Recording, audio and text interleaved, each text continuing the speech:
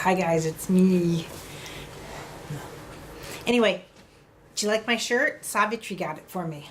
I was supposed to see the Marvels today. Now the whole thing's gotten canceled, but oh well. I'm here for you, that's all that matters. Okay, so today's lesson, we're going to start working on the head, and then we're going to go back down the spine again. So if you have any questions with all of this or want to see it from a different angle, again, this is for you, even though I'm making it for other people. So you let me know how this works for you. And I'm actually trying to fill up a fish tank right now, and the fish tank is bigger than my cups that I can fit in the sink. So that video might not come till tomorrow, but I'm filling it up now. Anyway, here we go. Hi everybody, this is Michelle from Movement Lesson, and we're going to continue this series on buoyancy. Buoyancy, what does that mean? How our skeletal system, in a sense, floats and establishes itself through the system. Why is this important? Let's say for you as an adult, well, guess what? As you go into, let's say, osteoporosis, why does balance start to go? Well, I believe because of the breakdown within the bone, the webbing that holds these little air pockets that allow you to balance. And this is what we're working on, this initiation of the balance in the bones. Creates the issues with balance in later in life, and so why people start falling, quote, with brittle bones. But right now we're here for the principles of movement and how the human body works in space itself and how our bodies learn from it.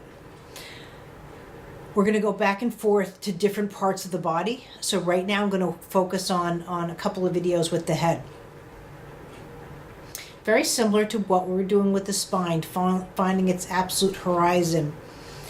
Just what I'm doing now, if people are using, let's say, muscles over skeletal systems, you will see quite a big contrast.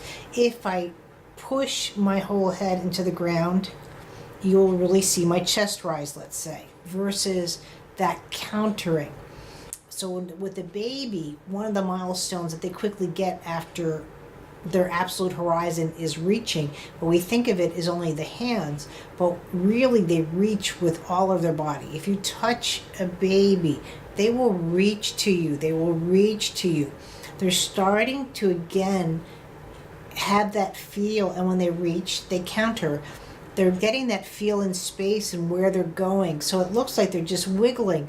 These wiggles are so significant in how their system's set up. Remember, every movement in the human body needs to go through the organs and the tissues.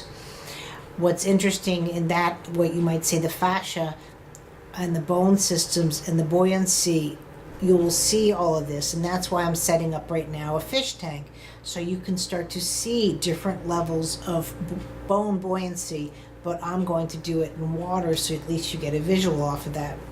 So the way this lesson is going to go, and again, I'm not doing a full hour lesson, this is something to play with. See how it works going into your pillow, into the mattress. You might want to do it on the floor, different variations.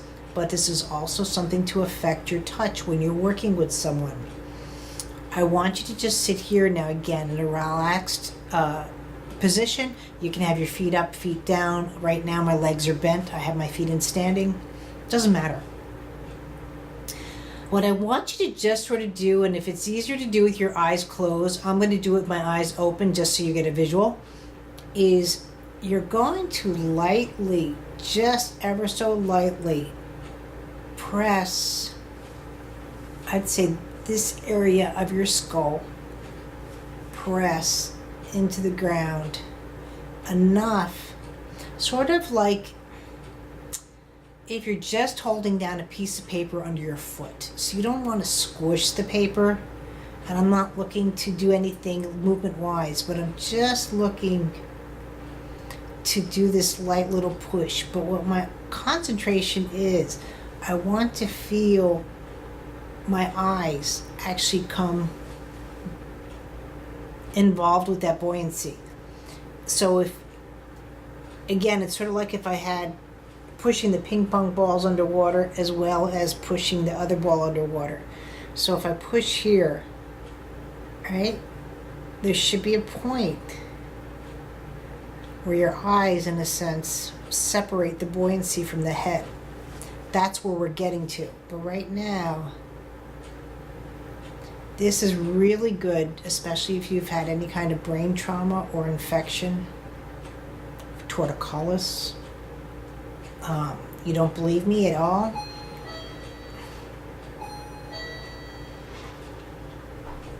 Tighten your pinky and just feel the difference in the buoyancy. Let the pinky go. Another thing that you might get the sensation of too, if this is done, is the neck float into the skull. You'll actually start to feel your counter of your atlas, which actually is a little weird. I shouldn't say weird, but interesting.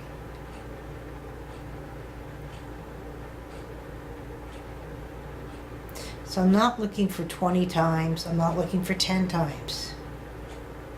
I'm just looking for you to play ever so lightly with that buoyancy.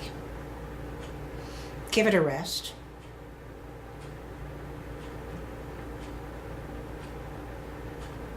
And now what I'd like you to do is see if you can concentrate vision out of your one eye. Stare at a spot of the ceiling. I'm picking on my right eye for now. And I'm just looking again, that light pressed into the ground, a little bit of a counter.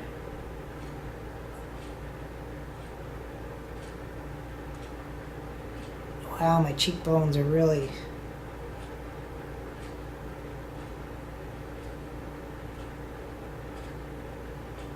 I'm not looking for compression, decompression. I'm just looking for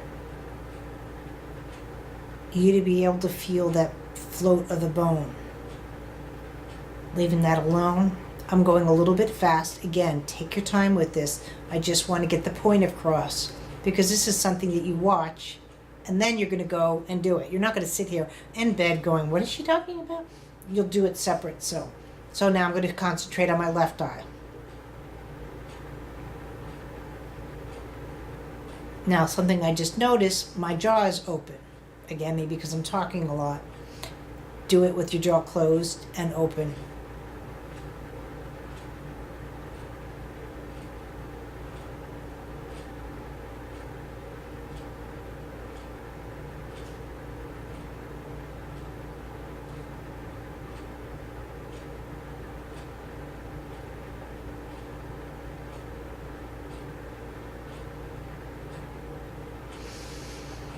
Leave that alone and just go back to the original, or you're just slightly pressing your head into the table or the floor.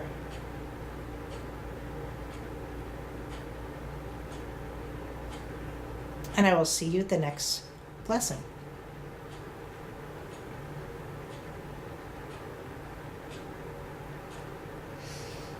Hi, it's Michelle from Movement Lesson, and we're continuing our series on buoyancy. So we're doing a lesson that I just did on the head. Now I'm going to continue that. I'm keeping the videos a little bit shorter, something that you can work with better. If you like the longer videos, you want to go into where it's an hour session, let me know. But right now, I figured we're going to go just short and sweet for you to understand buoyancy. So we just did the bit on the head, where we're just pressing the head and then each eye into the system, buoyancy. So what I want to start doing now is, and I'm going to pick on my one side. So we have maxillaries, my mouth, palate, all of this. Yes, it's soft tissue, but there's air bubbles. And these air bubbles are also in our bones. So that's why I'm starting off with, again, just how a baby would be starting to move. So what I want you to do here is now I'm not looking for, just so you know, windshield wiper, no. I'm not looking for full head rotation. But what I'm looking for, just for those of you who know, the mastoids, side of the head, behind the ear, there's a spot, if you feel it, that comes out a little bit, let's say on your head. So what I'm looking for is just that you're sort of going to that spot and push it. So right now you're just concentrating on pushing that spot of the head in.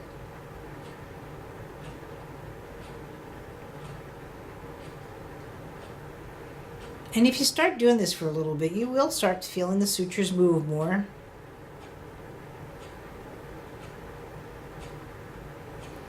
So right here, I'm feeling a little bit of glitch in the head, meaning that it doesn't roll as nicely as it should.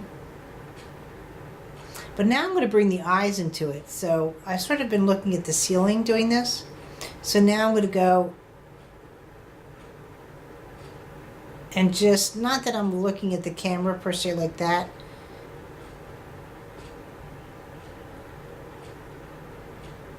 but I'm going into my tilt and a press, and I'm using my vision.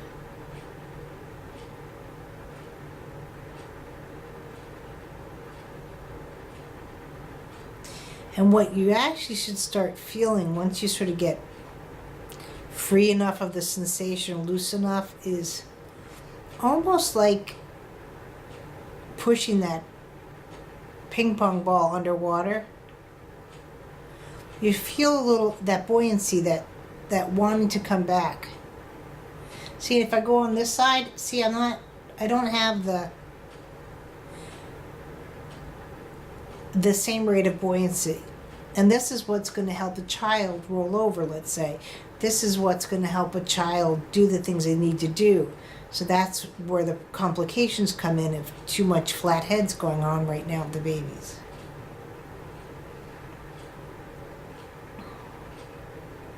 You can go back to the first video and just press in center of the head. Now when I do that, my mid-back is so activated right now, it's not even funny.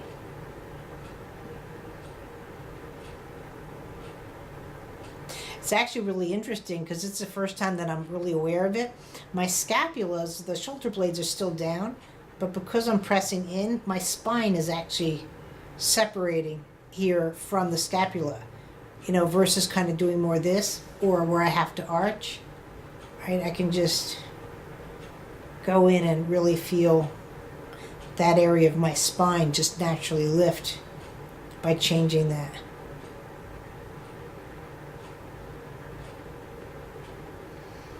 And then to the right, again, I'm just going to go over and get used to the pressing of my head through the side.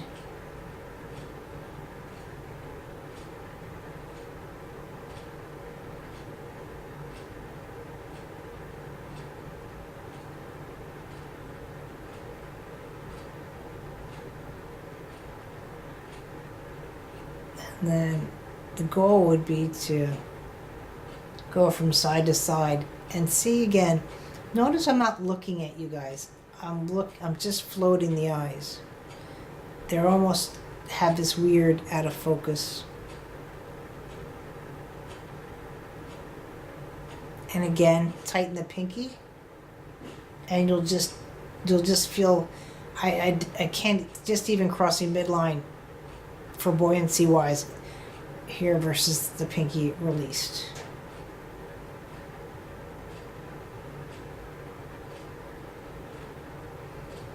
And we will go on to the next video.